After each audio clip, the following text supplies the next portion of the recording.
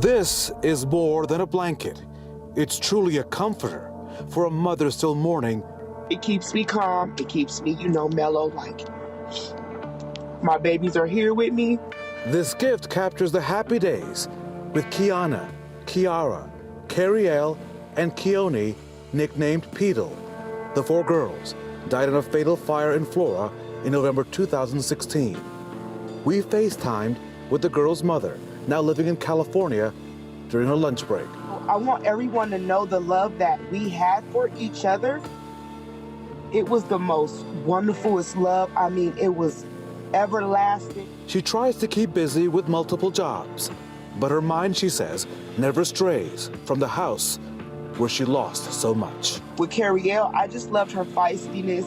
I loved the way she clung to me, and she smiled and always wanted you to smile and be happy. Peedle was more of my shy, quiet baby.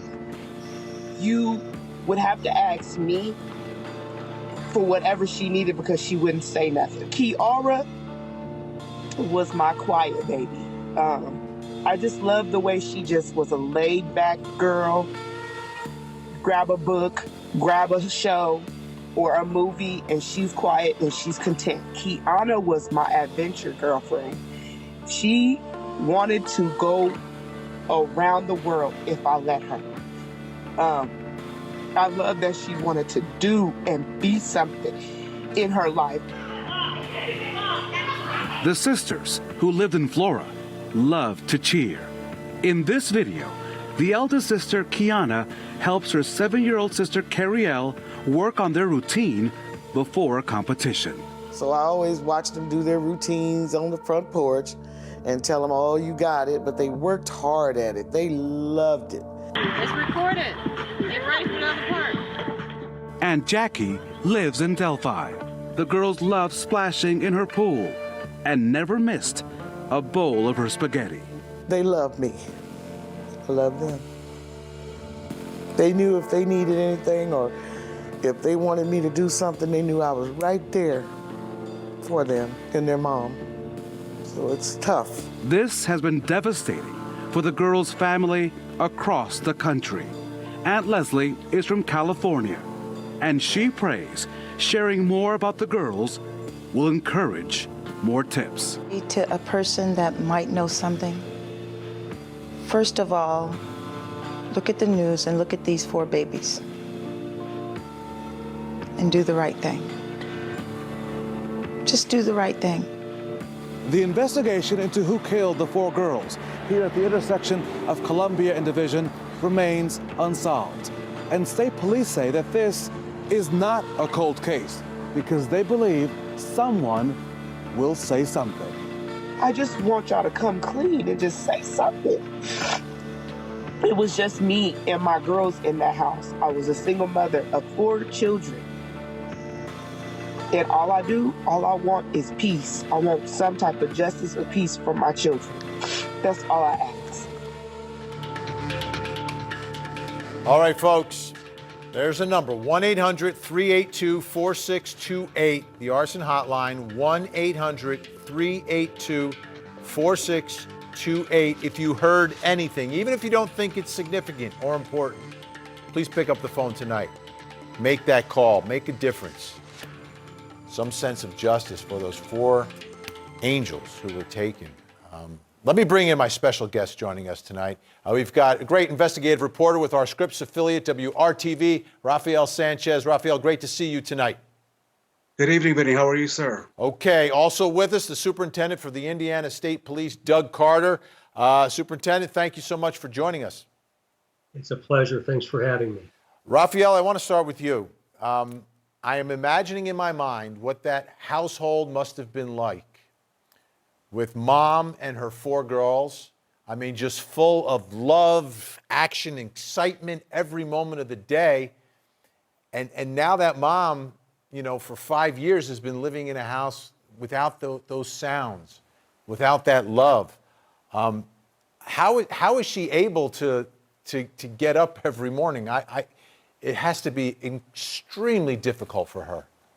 Well, Betty, I spoke to Galen Rose before we went on the air tonight, and she wants to thank you for bringing attention to this case. And Galen tells me that, of course, she misses her daughter's smiles. They love to laugh in that home there in Florida. That the one thing she can tell you is that those girls loved their mama and their mama loved them. And so for her, currently, she is living in California, thousands of miles away from Flora, Indiana. She doesn't think she can return to Flora because of what happened. She's now with her mother and family. She's working multiple jobs, just trying to keep busy.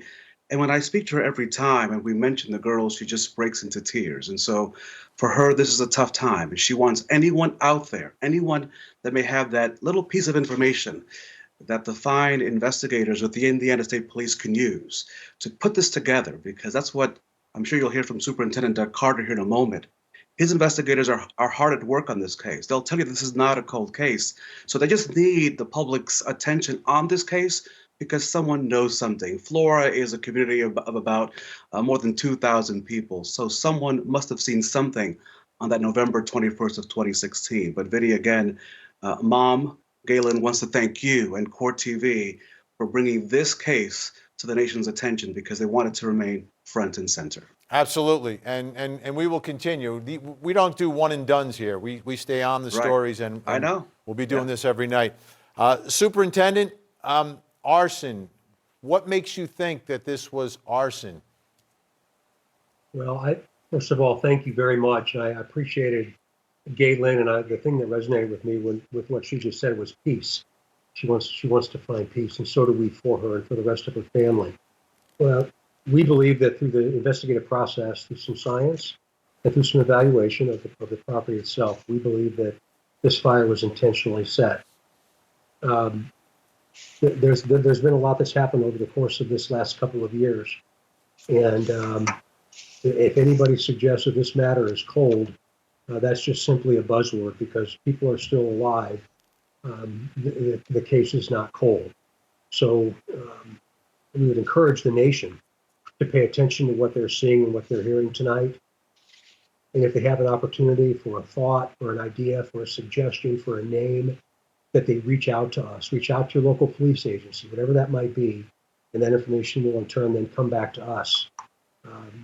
These little girls were 5, 7, 9, and 11. So I cannot imagine the pain that this family feels. And I know when you're investigating arson, it's not the easiest investigation because so much is destroyed during the course of the fire. Raphael, I want to go back to Flora, Indiana. I've never been there. You've spent time there, and I know you were walking the streets, talking to neighbors and everything else. I have to think, for such a small community like that, there's a void here, and I've got to think that even folks in that community want an answer and want to know how this could have happened. I can tell you that Flora is one of our small, rural, amazing communities in Indiana where people work hard and they all love each other and they care for each other. The neighbors know each other. And so that's really the difficult thing here is that people do know each other, that there is a sense of community in this place known as Flora. And so that's why the family, and as you heard from the state police superintendent, are asking for anyone that really may know something. It could be that little thing, that you were talking about, the one thing that you may think, maybe that's not a tip, but it is a tip, just to give the state police investigators a chance. Let them know what you saw. Let them know what happened that evening. Maybe it was a day before or an hour after.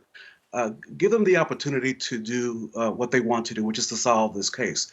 But this is one of our really amazing communities where you'll find just a lot of great, loving people who every day get up and go to work and come home. And in this case, this family, as you've mentioned, Vinny, is heartbroken to this day. The depth of the pain is just so deep, one cannot even explain it. Superintendent, as Raphael pointed out, this is a very rural community, small community. Is that one of the challenges here? Because in some of the cases that we profile here, they happen in areas and there's surveillance videos that you can get from various places, sometimes license plate readers or just more people out who are potential witnesses. Has that been a challenge here? It has been, Vinny. It has been. That's a very good point. And there's also this assumption that, like people see on TV, these are solved in 45 minutes. Of an hour-long show. That's just simply not the case. One thing we do believe, and it's important that everyone hears this, is we don't believe the person that did this intended to kill those 4 little girls. And that's really important that the nation hears this, that the family hears that. It's a small town, and so many times we become so callous to this, to such sadness, that we don't sometimes pay attention to where these things occur. But this is every rural town USA, in the heartland of the state of Indiana. And as Raphael articulated so well, everybody knows each other. So somebody knows this. Somebody knows what happened here. Somebody knows what happened. And as you alluded to earlier, these are very difficult cases because much of what we need gets burned. So this is going to have this will probably find conclusion through human intelligence, along with some associated bits and pieces of evidentiary process and evidentiary pieces that we currently have. Well, Superintendent Doug Carter, appreciate your time tonight. I know the investigation will continue under your guidance. And Rafael Sanchez, I know you'll be on this story until it's over, until there is an answer and there is some sense of justice here. Thank you both for joining us tonight. Appreciate it. Thank you, Vinny. Thanks, guys. Take good care. All right, folks, the story's also been posted on my Facebook page. Please share it. Spread it as much as you can. Get as many eyeballs as possible on it.